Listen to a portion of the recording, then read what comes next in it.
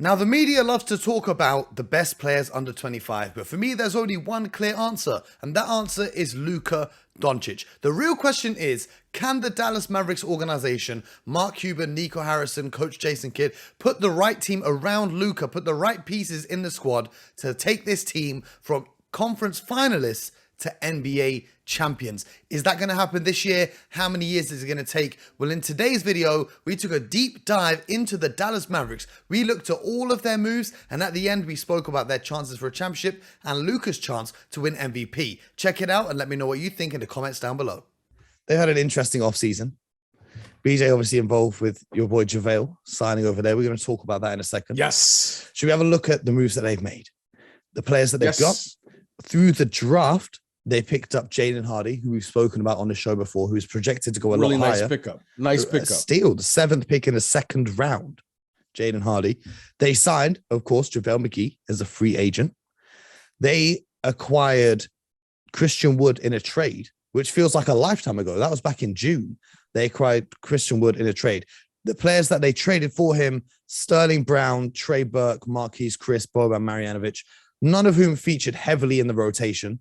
So they've, traded out some depth to consolidate in their starting lineup. And of course, Jalen Brunson, the standout player, aside from Luka Doncic from last season, signed with the New York Knicks, who are currently being investigated for tampering. I'm not going to comment on that. But he signed with the New York Knicks. And BJ, I want to get your reaction to their offseason overall before we dive into each player and what it means for the team moving forwards, because Kevin Pelton of ESPN said that the Dallas Mavericks had the worst offseason because they failed to re-sign Jalen Brunson. But I disagree. I don't think it was all doom and gloom. I think they made some nice additions to the team. What is your outlook on their offseason so far? I think the Dallas Mavericks had a terrific offseason, and here's why. When you are building a team, and you and I talk about this a lot, and we'll be talking about it a lot as the season begins here in the 22-23 season, you have to build a team and have financial responsibilities, call a fiscal responsibility on how you build your team. I was happy for Jalen Brunson, what he was able to get in the free market. However, the Dallas Mavericks also had to figure out what they were trying to do as far as financially, where they were willing to go and what they were going to need to spend in order to retain a player of that caliber, or feel that they can fill that void another way. And they chose to go in another direction. So when you are building a team, you have to be responsible to the group. So to me, what the Dallas Mavericks did was they said, we know we drafted this player here in the 2nd round. We developed this player here in the 2nd round. But if we're going to build a team in particular around our best player, which is without question Luka Doncic, we're going to need more than having $300 million just in our backcourt. Yep. I respect that. Mm-hmm. I respect it. I respect that. Now, you can look at it and say we're losing the player. Yes, they developed that player. Jalen Brunson is a very good player. However, you have to go out and replace that player or build your team according to how you are building, what you're committed to doing. So I give them credit for that, for sticking to whatever philosophy they have. You and I aren't privy to that, but I don't think it's a doom gloom situation. I felt it was one that was a tough decision. And you know what? The Dallas Mavericks should get credit because without question, Jalen Brunson, he ascended to the level he's at because of the time, the development, and everything that went on down there in the Dallas Mavericks organization. No one can take that away. And give them credit for saying, you know what? At this number, we are not going to commit moving forward, and here's why. And we'll see how it works. So I give them credit for that, whether they're right or wrong. And when right and wrong is going to be told by, wins and losses, right? That's how we're going to evaluate it. However, Jalen Brunson, without question, when he was under the Dallas Mavericks or he played for them, they were terrific, and they went to the Western Conference Finals, and no one can take that away. Absolutely. And we'll talk more about Jalen Brunson in that episode on the New York Knicks that'll be here in the next couple of weeks. But let's talk about the Dallas Mavericks, because it's not just the players they've traded for and the players that they've signed. They also have Tim Hardaway Jr. coming back from injury, which is a big addition to the team considering he barely featured at all last season. So they had that to the mix, and we had a question coming on the Twitter timeline from a big Dallas Mavericks fan, J4177. And he said on the Mavs podcast, there isn't a bigger Mavs fan listening to the Hoop Genius podcast, believe me. So shout out to you. He tunes in every day, always shows love on the timeline. His question was, Jason Kidd said that Spencer Dinwiddie would start and so would JaVale McGee. However, that means either Wood or Bullock will be coming off the bench. Sounds odd. So my question to you is, BJ, what would your starting lineup look like if you were the head coach of the Dallas Mavericks? Let me make sure I got this right, Bo. He said Dinwiddie and Wood would be in the starting lineup. And JaVale McGee. Yes. And Luka, of course. Yeah. So Luka, Dinwiddie, and JaVale McGee are locks. What's the one kid there? Finney Smith. Is it Finney Smith? Dorian Finney-Smith. They just paid him. I like, okay, you know what I do like? Do you know what I do like about that lineup? Is the versatility that they have on the defensive end. So we're saying just Luka, Dinwiddie, Finney-Smith, Wood, and McGee. Is that what we're saying? Yes. Yeah. Yes. Okay. I like the length. I like the size. I like the flexibility of what they could do. This team should be able to switch multiple positions. They have a rim protector. And if you have small guards, which I'm a fan of big guards, you should be able to play through your guards from the post. And then that forces your bigs to be the dive or put them in the dunker spot with JaVale McGee and Wood. Wood can shoot the three ball a little bit. So I like the size that they have. I know Jason Kidd, I happened to, played against him in his playing days, and he was a big guard. So I think this size, at least on paper, gives them the versatility that they're looking for, especially with Luka. I mean, Luka is literally a 6'8", 6'9" point guard. So you have Luka, Dinwiddie, Finney-Smith, Wood, McGee. I like that. You've still got Bullock, and you've still got Tim Hardaway Jr. as well. Coming off the bench. I like that. I like what they're doing down there. So nothing against small guards, but I love big guards. I think it gives you a little. I think it gives you a little look. I mean, I like what stands out to me is the availability to kind of have versatile lineups now.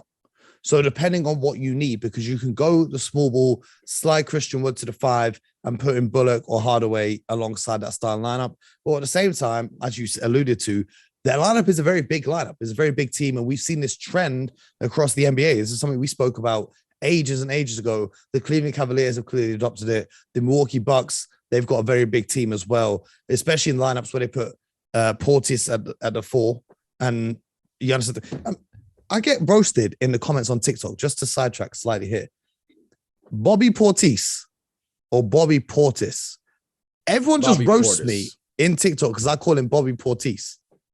Yeah. I don't know why. I just always have. But aside from that, the Dallas Mavericks. Losing Jalen Brunson, how much do you think that the return of Tim Hardaway Jr. can fill that void of kind of a ball handler who can give them some reps whilst Luka is resting? Well, let's give Jalen Brunson credit. Jalen Brunson showed up and played very well for this team during the course of the regular season. And by the way, he really stepped up his game in the playoffs in the absence of Luka Doncic. I think that is what really propelled him to teams around the league saying he could be, because he really propelled his game and took it to another level in the playoffs. Mm-hmm. So you have to give him credit, and he stepped up because there especially was no Luka Doncic. Yeah. Yes, he stepped up, and they won. I think they won a couple games. Yep, in Utah. So give him credit. However, when you're playing with Luka, I think as far as statistics go, and I'm not a big statistic guy, I think they will be able to manage that situation and get the same I think they will get the same output, if you will, in the absence of Jalen Brunson. I'm not saying they will be just as effective, but I think if you take 17, 18 points out of their lineup, I think they can still plug that in and get 17, 18 points in just a different way. I think Dinwiddie is possibly can do that.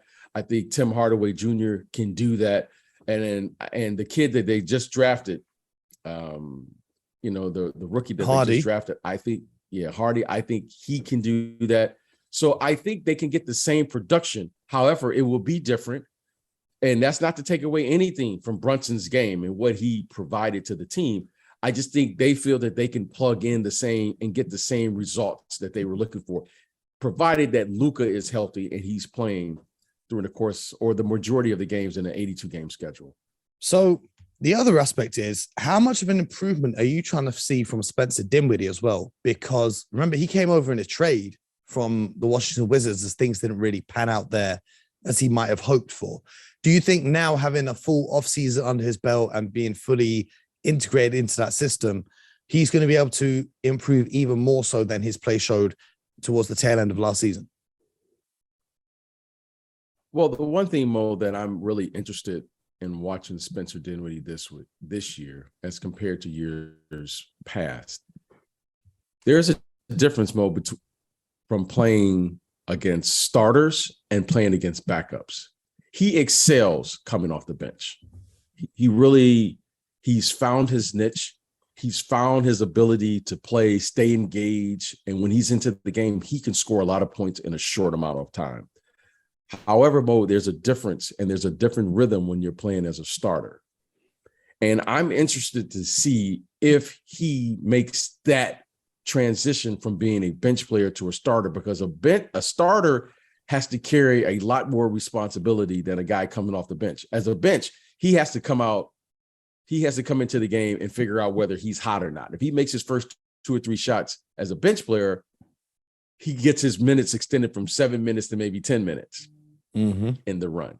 As a starter, he has to manage the game. He has to make sure Luka's getting his shots. He has to make sure JaVale McGee is engaged. He has to make sure, what's the game plan? He has to defend now starters. He has to defend Steph Curry, Damian Lillard, Kyrie Irving. When he's coming off the bench, okay, maybe, he has to defend Tyler Hero. Yeah. There's a difference. All really good players in their own way, but there's a difference between defending guys coming off the bench and defending starters, and how you defend, how you play. Because you now, as a starter, you play 30 to 35 minutes. As a bench guy, you're playing 22 to 26 minutes. So I'm interested to see if he makes that transition. And if he does, who's going to fill that void now to come in and give you those heat checks? Because Spencer Dinwiddie is a very capable scorer, like those Jamal Crawfords, Lou Will. He comes in, he could score a lot of points in a short amount of minutes. And to me, that's an art. And you don't see a lot of players who can go back and forth. So this is going to be a big transition. And I think Coach Kidd will make that decision to whether to keep him in the starting lineup very quickly. He'll probably play with it for about 15 to 20 games before he says either this is going to work or it's not. Because we know Spencer Dinwiddie, he can come off the bench and he'd be a very effective bench player and play that role very well. Most definitely. And when you look down the bench, guys like Maxi Kleber, Davis Bertans is still there. He might be able to find some more rhythm. Frank Ntilikina making an impact on the defensive side, still needs to find his offensive flow within the NBA. The Mavs are looking, I wouldn't say very deep, but I think they've got a good squad that they've got going on. I don't think it's bad as some people have alluded to their offseason. And plus they have the experience of getting all the way to the conference finals. And more importantly than anything else, Luka Doncic is capable of beating anybody in a playoff series. He is that level of superstar talent. And now, from what we've seen of him over the summer, he's coming into this season perhaps in the best shape of his NBA career so far. So the way that we've seen Luka play, he had a slow start to last year. He might hit the ground running this year, especially coming fresh off Eurobasket into the NBA and being in impeccable shape.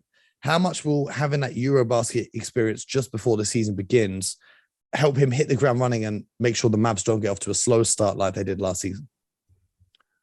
Well, Mo, I'm so happy that you started off and that you really alluded to the fact that, yes, they're going to lose some players here in free agency. Yes, they're going to, their team is going to look different.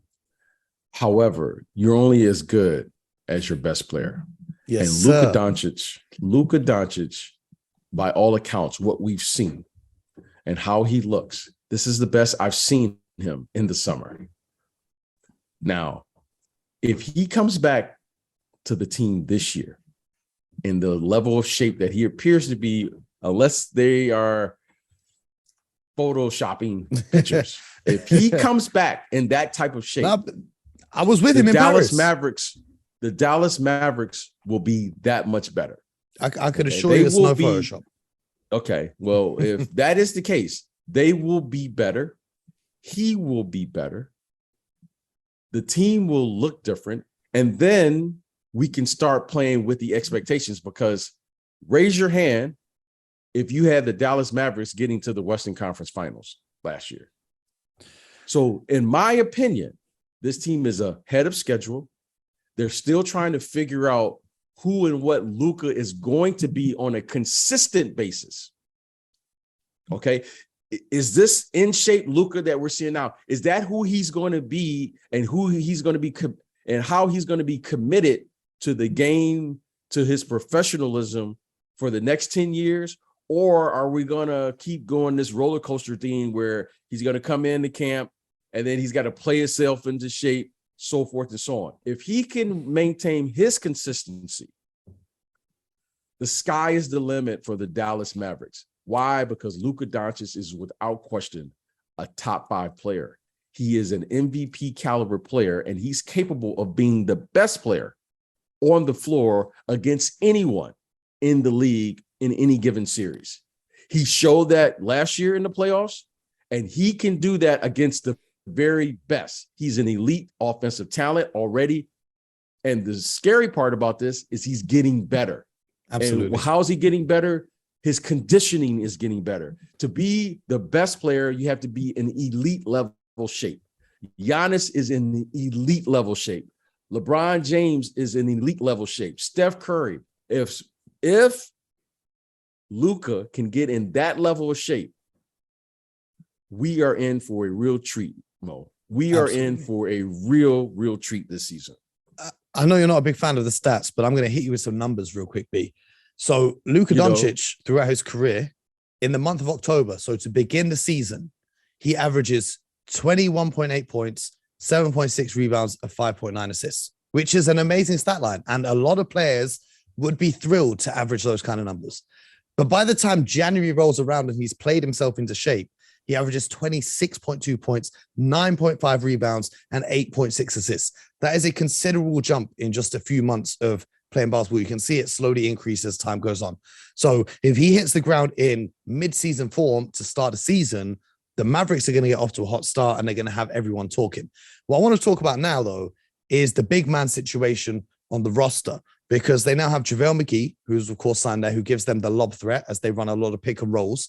They also have Dwight Powell, who's a similar player to JaVale McGee, although I think defensively JaVale might offer a little bit more. But then they also have the stretch bigs. They've got Maxi Kleber, they've got Davis Bertans, and of course Christian Wood. So that's 5 solid NBA level big men that they have in their rotation. Now, I'm going to be interested to see how much the Mavs offense changes going into next season, because throughout the playoff run, we saw the success where they were really running a 5-out offense, right? They had 4 shooters on the perimeter, and either Luka or Dinwiddie or Jalen Brunson penetrating, getting paint touches, getting both their feet in the paint, and either scoring or kicking to shooters, if we're going to simplify it down to that level. But having seen the success of teams like the Boston Celtics, who have Al Horford and Rob Williams, one, paint presence, big man, shot blocker, and a big that can stretch the floor, having Giannis Antetokounmpo and Brook Lopez on the court together, having Jarrett Allen and Evan Mobley on the court together. So now maybe it's making me think maybe the Mavericks are the latest team to adopt this trend of going all in with the bigs and running those two bigs at the same time in their style lineup and primarily throughout the game, and having the Christian Wood playing the kind of the Al Horford role of the big who can kind of space a little bit, and then having JaVale McGee play that Rob Williams role of, being in the dunker spot and then on the defensive side being relied upon as that final line of defense in terms of if the players on the perimeter get beat and cleaning up all the mess at the rim. How much do you expect this Dallas offense to change away from playing Maxi Kleber at the 5 and Dorian Finney-Smith at the 4, Bullock and then these guys? How much do you think they're going to lean into using these bigs that they've got on their roster? Well, I'm a huge fan of bigs, as you know. I love bigs who can play above the rim. So the vertical game to me is a part of the game because you have an elite guard in Luka Doncic. We know Luka attacks the paint. This is really to me, this is really about helping your best player. Mm-hmm. When you have a great player, you must surround pieces around that player to enhance what they do and what they do well. Luka can get in the paint anytime he wants. Every defensive coach right now around the league, when I was there in Vegas, I asked, how are you guys now going to defend Luka when he attacks the paint? Because if you come over now to attack the paint, that's a dunk. Mm-hmm. Christian Wood and JaVale McGee can play vertical basketball. So this will give them a different look. I think Luka is so good at scoring as well that oftentimes people forget to talk about his passing ability, because his passing ability is up there with the best. But because there's so much passing focus, ability is on par with his scoring ability. Mm-hmm. That's what makes him so special. So now you have Luka Doncic has not one, he has two guys he can play vertical basketball with. So in the paint, you have Wood, McGee, and Luka. Good luck with that. Okay, that's the first. Then you can go small and you can put Bertans and Kepler and all those guys space the floor. So I like this versatility that they have. They are enhancing and beginning to build a team around what Luka brings to the court. He's versatile, his versatility. Okay, and now they're flexible enough to play big boy basketball if you so do that, or we can stretch the court if you so do that. Why is it important to stretch the court? Because teams are going to have to go zone against this team. Mm-hmm. They did it last year against Luka. Yep. You have to game plan against Luka. Now Luka has the versatility to do a lot of things. It just really opened his game up more than anything. So I like that. I think it gives them depth, which to me is a huge part in when you're building a team. They have depth and they don't have any duplication in the players. They all bring something unique in and of themselves. The only consistency that you need here to make this work is Luka. The health of Luka, to me, is what this is all hinging on. If he can get 70 plus games and the playoffs, we're in business. Yep. Well, he's given them We're in 72 in his rookie season, 61, 66, and 65. So we get 5 extra games out of 70 Luka. games. That means they have rhythm. They know their roles. They understand what it is, and now the coaches are just going to find their matchups. If Luka can do that with all of these weapons that he has surrounded around him now, this team is going to be a very formidable opponent for anyone in the regular season. And when the game slows down, Luka is already playing slow. So he's waiting on you. He plays at his own pace. And he's better. He's better in the playoffs. Mm-hmm. So I really like it. I like what Dallas did over the summer. So there's 2 questions to round this one off with. The first one, I think Luka could come out and average a triple-double this season. I wouldn't be shocked if he came out and put up a triple-double throughout the whole season. He's not that far off. Can I say something, Mo? Can I say something? Go ahead. Over the weekend, I was looking at some highlights. I sent you the highlight of Bill Russell jumping over. Yes. The That late was Bill that was Russell. also featured on my show In the Paint live on Snapchat. If you want to learn more about Bill Russell's life. In that video, I was scrolling in the video. I was just amazed. I looked at that video maybe 10 times. Yeah. Wow, what an athlete. And I scrolled, and in the same video, I saw another stat that just really, really like just blew my mind. Tiny Archibald led the league in scoring and assists in the same year. Mm-hmm. And I began to think, is there a player today that could do that? And immediately I thought Giannis. I was like, yeah, he probably won't average enough assists to do that. Jokic. It's like Jokic, but you know what? It's going to be very hard, especially with Murray and these guys coming back. He's got to, these last 2 years have been kind of an anomaly. But then I started thinking, I said, Luka could do that. Luka could average 9-10 assists, lead the league, and without question, Luka could average 25-30 a night, without question. Mm-hmm. So I think Luka has the capability to be the next player to do something to me, which is even more impressive than a triple-double, to lead the league in scoring and assists. Well, last season he was third in scoring and fifth in assists. So he's not that far off. I think Chris Paul led the league in assists last year. I don't know if he's going to do that again this year. And on the assist list, interestingly, the second place was James Harden, but third and fourth was Trae Young and DeJounte Murray, who are now on the same team. So one of them is more than likely going to drop out. I don't see both of them averaging 9+ assists in the same backcourt. So it's up there for the taking. I think Luka Doncic can make a very strong run at the MVP. Like you said, it depends on his conditioning to start the season, but also how many games he plays. If he can give you 70 games, I believe he's going to be top 2 in that MVP conversation. Do you think we all know Luka's capable. What do you think is the likelihood of him actually winning it this year? Every year I pick Luka to make that jump. So I'm not going to pick him this year, which means he's going to win it. I'm just going to focus in on what I like what I see. I like the commitment, but more importantly, I love it when I see young players begin to put it all together. Mm-hmm. Physically, he has all the gifts that you need. He's a big, strong athlete. He's a tough athlete. He plays through contact. Magnificent handle. He has all the things to play, separation, so forth. Phenomenal passer. So I think he has everything you're looking for. Now, the one thing I want to see, there's 2 things I want to see from him this year. One, I want to see him play and involve his teammates and allow them to carry the game. Because we know what he has, he can finish the game. Mm-hmm. But I want to see him say, okay, Spencer Dinwiddie has it going. I'm going to let him carry the second quarter. I'm going to let this guy carry the third quarter, and then I'll finish the game. That's what the great players do. They finish the game. Mm-hmm. And I want to see him come back this year in phenomenal shape.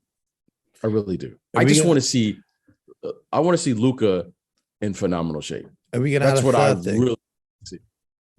You need to see the defense improve, because we can all sit here and sing his praises. Well, and I feel that's going to improve if he's in better shape. That will happen. And I feel like he really bought in more. Not to say he was a great defender, but he bought in more after, was it game 2 against the Phoenix Suns, where they were really targeting him. They were going at him almost on every possession in that series, and he had that all-time great quote of "Everyone likes to talk when they're ahead." And then he came out and just destroyed them for the rest of the series. So we've got to see Luka buy in a little bit on the defensive side of the ball, because I think that will really close the gap in the MVP conversation. So do you think Luka Doncic will be lifting that MVP trophy at the end of this season? Put your prediction for MVP in the comments down below. If you're still watching, make sure you subscribe, because that means you like the video. If you're still here, make sure you subscribe, like, share with a friend, all that good stuff. And if you want to see more from BJ and myself, make sure you check out the Hoop Genius podcast. The links are in the bio. And until next time, you know the vibes. get buckets.